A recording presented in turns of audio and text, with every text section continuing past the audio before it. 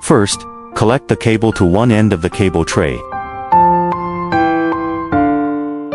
Remove the energy chain fixing screws and put them at one end.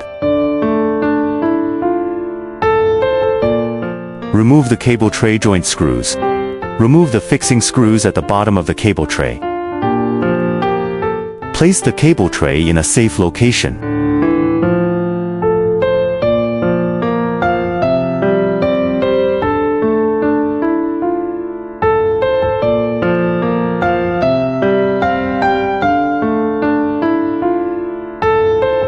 Hoisting.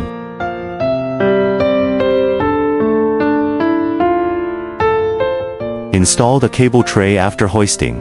Ensure the cable tray connectors are aligned flat.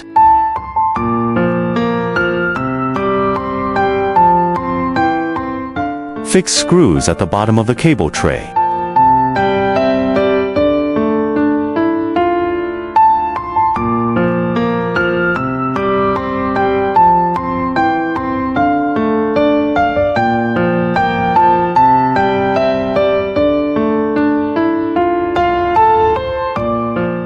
Install the energy chain fixing end.